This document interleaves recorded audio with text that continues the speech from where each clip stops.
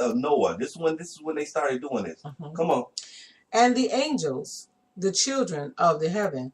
See there, that's who it is. This is what the book of Enoch, and it tells you who these are. They're angels. They're not man. The angels, what, prophet? And the angels, the children of the heaven, saw and lusted after them, and said to one another, "Come, let us choose us wives from among the children of men." Isn't Genesis correct when it said that they took wives among themselves? Come on. This lines up with that. Children of men, and beget us children. And Shamshazah, who was their leader, excuse me, said unto them, "I fear ye will not indeed agree to do this deed." Now, Samijah, now he is the leader of these fallen angels, okay? He is the leader. He getting them all to agree to do this thing, right? But he's saying, hey, you know what? Y'all might be backsliding. Y'all might try to double cross me, right? Look, they conspired to do this. Come on, prophet. "I fear you will not indeed agree to do this deed, and I alone shall have to pay the penalty of a great sin." So they knew what they were doing. They knew what they were doing. This is what I'm saying. This is what you call it? Premeditated sin that they thought to do this thing. This is something that they had within themselves to stop. They could have repented from this. Yeah.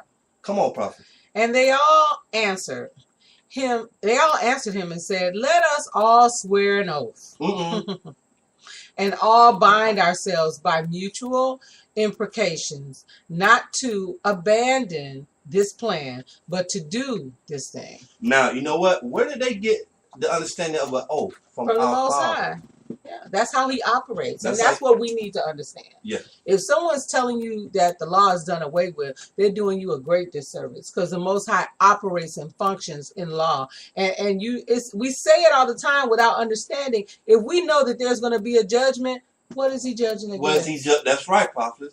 And you know what? I don't want to get caught up in that group that hate the Most High. He said, "Those that don't keep my statutes and my commandments hate me." That's right. If you love me, keep my commandments. How do you say you love me? You fear the Most High and keep his commandments. That's how he knows that you love him. That's what the scriptures say. That's right. Prophet, where you at? We're at, well, I'm at 5. I don't know if it reads the same, although I'm reading from the PDF. And those of you, we always go to www.sacred-text.com. You can find a lot of your scriptures, but it is a little bit different. Brothers and sisters, I told you, we're going to find out who these angels were. We're going to name them by name, okay? But you can look this up. Get your PDF if you don't have the book. Go to PDF, Google it, the Book of Enoch, chapter 6. Come on, prophet. Then swear they all together. All together, they swore this thing, okay? And bound themselves by mutual imprecations upon it. And they were in all 200. They were in what? They were in all 200. So now, all together without our forefather records, we wouldn't know that there was an uprising. It was more than just Satan that fell and Lucifer, okay? Because a third of them went, right? Yeah, a third went with him. But these angels were by themselves. They did this on their own. They came down. It's going to go into it. Go ahead, prophet. Go ahead. And they were in all 200 who descended. Right. In the days of Jared. In the days of Jared. On the summit of Mount Hermon. On the summit of Mount Hermon. And they called it Mount Hermon because they had sworn and bound themselves by mutual imprecations upon it. And these are the names of their leaders. Now, before the prophets read the names, brothers and sisters, do the research. Find out where's Mount Hermon today. Where is it located? Right. Where's that mount? Right. Okay. This is where the 200 angels descended down from heaven. Right. This is where they came down. Mount Hermon. Okay. Come on. Samazias, their leader. Arakibiah, Ramiel, Kokabiel, Tamiel, Ramiel, Daniel, Ezekiel, Barakjal, Asiel, Amarios, Batarel, Aniel, Zaquiel, Samaspiel, Zatarel, Terel, and Jamajael, Sariel. These are their chiefs of 10. These are their chiefs of 10. Every angel had a group of he followed 10 people up under him. Mm. These are the chiefs right here. Right? Brothers and sisters, I just wanted to bring that out, prophets, the book of Enoch, on how it lined up with Genesis chapter 6. It gave us more. It expounded on what happened in those first 4 verses that I was talking about. It seems like it's more to it, and you can tell it's more, and you want more. But here are the scriptures right here that verify what they did. It's verified. Is it plain day? And that it was a sin for them to come amongst us, and they were well aware of it. So Deuteronomy chapter 7 said that we're a chosen people. Okay. But there was an enemy that infiltrated the earth to pollute us. Yeah. Right? To cause us to go off, right? Yeah. Look, Psalms 147, prophets, bring that out. What does that say? What does Psalms 147, verse 19 and 20 say? All right. All praise due to the Most High. All right.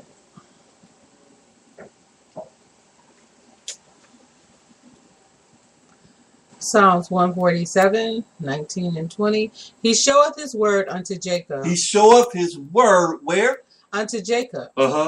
His statutes and his judgments unto Israel. His statutes and his judgments unto nobody else, right? Right. And understanding that when he says Jacob and when he says Israel, he's talking about the same. The same. He showed it until Jacob. People might see it as one person. But when he emphasizes Israel, Israel came out of Jacob. And Israel also was Jacob's name that got changed. So in verse 20, he had not dealt so with any nation. He has not dealt so with any nation. Scriptures say don't be unequally yoked with people, right? Go to 2 Corinthians, prophets, chapter 6, verse 14. Okay. 2 Corinthians, what chapter? Chapter 6. Verse 14. Brothers and sisters, it's important that you be around people of like-minded manner that call on the same name as you, that believe the same way as the scriptures say. Okay? Chapter 6, verse 14. Be ye not unequally yoked together with unbelievers. With who? With unbelievers. The scriptures say they're unbelievers. They can't be believing the same thing as the scriptures say. They're unbelievers. Go ahead, prophet. For what fellowship hath righteousness with unrighteousness? And what communion hath light with darkness? Light with darkness. So, if you're claiming to be in fellowship with someone that does not keep these laws, statutes, and commandments, that's out of order. Absolutely. It's here's the thing. Again, back to what we were. Just another point. We have to go all the way back to the root ball. I like to call it the root ball because you brought it out so eloquently this morning, Elder, in regards to the Most High and the promises, you know, and how he keeps his promises. And we recognize that Christ coming for us is a part of him keeping that promise. He's an advocate for keeping his word. He lets us know that his word will not return void. So it says, for what fellowship hath righteousness? It was imputed with unrighteousness. And so we understand the promise is given to us because of Abraham the father. And what do we know about Abraham? It was imputed unto him as righteousness. As righteousness, his faith. What was his faith? His faith because he kept the commandments, and therefore he had great faith in the Most High. He sure did. You need to understand, he kept those laws, he kept the commandments, and he had faith in them. You have to have faith with the law to keep them. To keep them, to know that the Most High will move on your behalf. What do you have faith for? That a fairy tale or one of your myths or something's going to poofly magically? No, you keep the law. That because you love him, he will keep his word. The blessings in Deuteronomy are very clear, and so are the curses. And so are the curses. So, very clear. So there's a cleaning going on. We have to be spiritually clean and physically clean, brothers and sisters. We have to.